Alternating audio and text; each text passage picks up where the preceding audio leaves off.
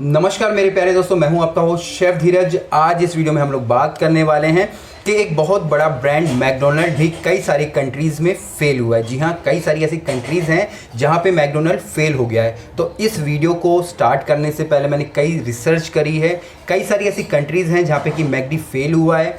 जो भी कारण थे मैंने इस वीडियो में समराइज़ करने की कोशिश की है ताकि हम भी सीख पाएँ। हम लोग समझते हैं कि अगर हमारे पास काफ़ी सारा पैसा है या हमारे पास काफ़ी सारे सिस्टम्स हैं, अगर कंपनी बड़ी है, KFC अगर मैं बोल दूँ, मैकडोनल्ड अगर बोल दूँ, या कोई भी अगर मैं बड़ी फ्रेंचाइजी की बात कर दूँ जो कि ओवरसीज़ में भी काम करती है, उनकी हर कंट्रीज़ में उनके अगर आउटलेट्स हैं पर वो भी फेल हो जाती हैं।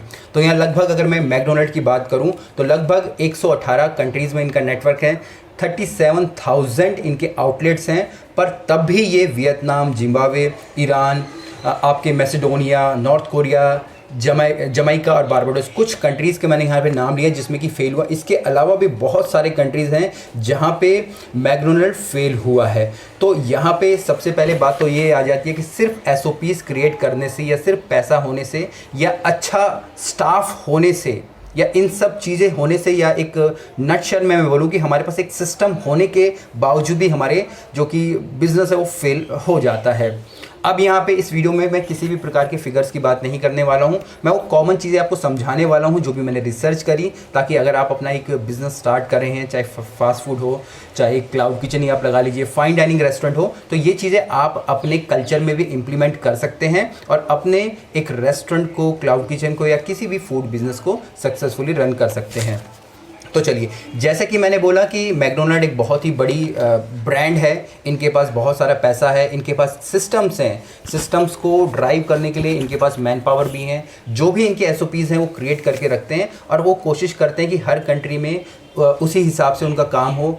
जो एक बर्गर अगर कोई अमेरिका में खा रहा है, वही बर्गर अगर वो दूसरी कंट्री में खा रहा है वो सेम हो, उनको सर्व करने की भी टाइमिंग एक ही हो, पर फेल तब भी हो रहा है। SOPs आप बोल सकते हैं कि यहाँ पे कंप्लीटली ये नहीं है कि अगर आप SOPs भी क्रिएट कर पा रहे हैं तो आपके बिजनेस सक्सेसफुल हो पा रहा है।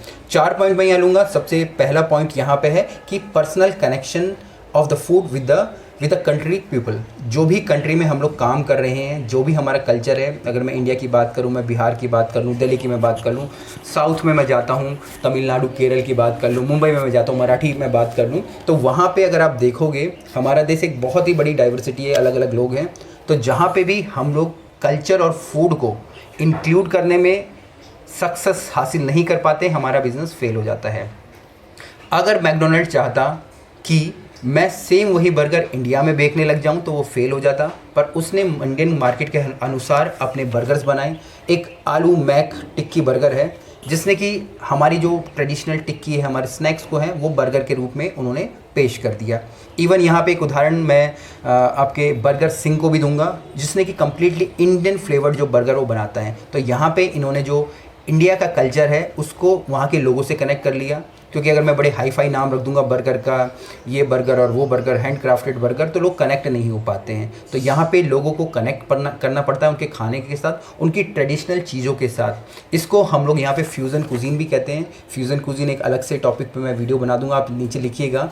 या सिंपली अगर मैं बोलूँ तो फ्यूज़न का मतलब होता है दो तीन कुजीन को मिला के एक नई कुजीन का इजाद कर देना। तो अगर हम लोग कल्चर को और फूड को कनेक्ट कर पाते हैं आपस में तो हमारा बिज़नेस अच्छे से ग्रो कर पाता है। जैसे कि यहाँ पे मैकडी ने करा, उन्होंने हमारी जो आलू टिक्की बर्गर हो गया, और यहाँ पे अगर हम किसी पे अपनी चीज़ थोपने की कोशिश करेंगे ये बोल के कि मेरी SOPs बहुत अच्छी है और मैं इसी SOPs के अनुसार जो रेसिपी है जो अमेरिका में बनती है इंडिया में बनाऊँगा, तो लोग आपको आउट कर देंगे जी मार्केट से। मार्केट में बहुत ऐसा हुआ है, आपने देखा होगा कि बड़े बड़े ब्रांड भी फेल हुए हैं। दूसरा यहाँ पे आता है कि हम जिस चीज़ के लिए फेमस है, मैकडी यहाँ पे फेमस है अपने फास्ट फूड के लिए। फास्ट फूड का मतलब होता है अपनी क्विक सर्विस के लिए। यही कारण है कि मैकडी कभी भी पिज़्ज़ा नहीं बेचता। मैकडोनल्ड चाहे तो पिज़्ज़ा बेच सकता है, पर अगर कोई एक जानकार है, अच्छा इसे पिज़्ज़ा के बारे में मालूम है, तो फास्ट फूड का मतलब होता है कि हम लोग फटाफट खाना दे रहे हैं, विदिन 5 to 6 मिनट्स हम लोग चीज़ों को सर्व कर रहे हैं। पर अगर मैं एक हैंड क्राफ्टेड पिज़्ज़ा की बात करूं तो मुझे लगभग 11-12 या 12 मिनट तो आप मैक्सिमम लगा लीजिए लग जाते हैं एक पिज़्ज़ा को रेडी करने में। इसी कारण जो कि मैकडोनल्ड है वो यहाँ पे सिर्फ अपने बर्गर सेल करता है, कभी भी पिज़्ज़ा सेल नहीं करता।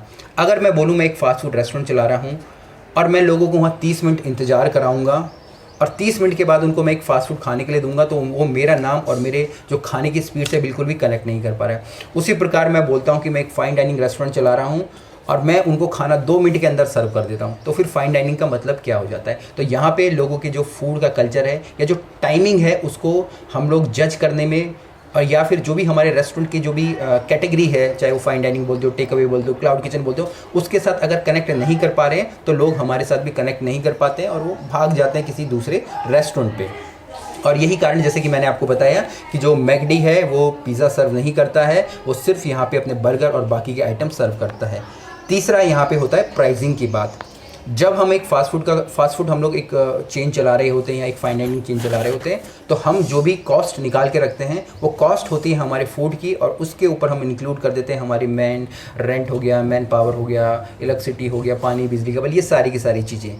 और हम सोचते हैं कि ये प्राइस एक कस्टमर देगा क्योंकि हमने उसके ऊपर खर्च किया है, उतना पैसा हमने एक खाने के ऊपर ये सारी चीज़ें भी लगाई हैं। पर जब कस्टमर के पास हो जाती है तो कस्टमर आपका खाना तो देखता है, वो पीछे की कुछ भी चीज़ें नहीं देखेगा, जो भी आपने उस पर खर्च करा है वो आपका खाना देखेगा, वो अपना एक्सपीरियंस देखेगा कि भाई मैं एसी में बैठा हूँ कि नहीं बैठा हूँ, ठीक है जी। वो देखेगा कि मुझे यहाँ पे जो वेटर सर्व करने वाले हैं वो कैसे हैं, उसको कोई मतलब नहीं है आपके बैक एंड में क्या हो रहा है, उसका एक्सपीरियंस अच्छा होना चाहिए, वो उसके हिसाब से ही पैसा देगा। आप 10 मैन पावर पीछे रख लीजिए, आप ढेर सारी अच्छी SOPs बना लीजिए, पर जब उसको फ्रंट में एक्सपीरियंस अच्छा नहीं मिल पा रहा है वो आपके पास से चला जाएगा। मार्केट में बहुत सारे ऑप्शन अवेलेबल होते हैं, जिस प्रकार से आपने एक नया फास्ट फूड की चेन खोली होगी, कोई और भी खोलेगी, वो वहाँ पे शिफ्ट हो जाएगा। इसके बाद जो सबसे लास्ट मैं यहाँ पे बोलूँगा कि no reason for the business. आपने अपनी एक फास्ट फूड स्टार्ट कर दिया है, ठीक है जी, और आपके पास कोई भी रीज़न नहीं है कि आप किन प्रॉब्लम का सलूशन दे रहे हो। अगर आप मैकडोनल्ड की बात करूँ, यहाँ पे मैकडोनल्ड ने हमें देने की कोशिश करी, जो भी हमारे ट्रेडिशनल आइटम्स थे उन्होंने एक प्रॉब्लम को सॉल्व करा।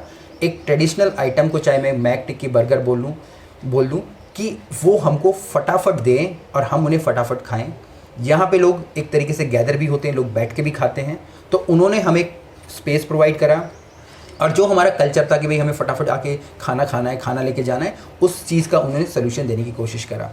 वियतनाम एक ऐसा कंट्री है जहाँ पे कि हमारा मैकडोनल्ड इसलिए ही फेल हुआ क्योंकि मैकडोनल्ड का जो खाना है वो थोड़ा लेट है, लेट इन द सेंस कि उसमें ज़्यादा टाइम लगता है वियतनामी खाने के अनुसार। वियतनामी खाना जल्दी बन जाता है अगर मैं मैकडोनल्ड से कंपेयर करूँ, तो यही एक रीज़न था कि वियतनाम में हमारा जो मैकडोनल्ड फेल हुआ। तो इस वीडियो में मैंने आपको यही बताने की कोशिश करी है, चाहे आपके पास ढेर सारा फंड हो, आप बहुत सारी अच्छी SOPs क्रिएट कर लें, पर बिज़नेस तब भी फेल हो सकता है अगर आप लोगों को जानने में गलती कर रहे हैं, उनके कल्चर को जानने में गलती कर रहे हैं, या अपनी चीज़ें उन पर थोपने की कोशिश कर रहे हैं। तो अपनी चीज़ें उन पर नहीं थोपनी है, अपनी SOPs भी क्रिएट करनी है और सही ढंग से अपनी चीज़ों को चलाना है। इसके अलावा मेरे पर्सनल कोचिंग के प्रोग्राम्स भी होते हैं जिन्हें कि आप इनरोल कर सकते हो, जिनके लिए आप मुझे व्हाट्सएप पे या डिजिटल शेफ हब पे कांटेक्ट कर सकते हो और उनकी जानकारी ले सकते हो। इसके अलावा कुछ भी क्वेश्चन से, कमेंट से आप मुझे नीचे लिखिएगा या व्हाट्सएप पे कांटेक्ट करिएगा। फिर मिलेंगे एक नए वीडियो में, तब तक के लिए जय हिंद।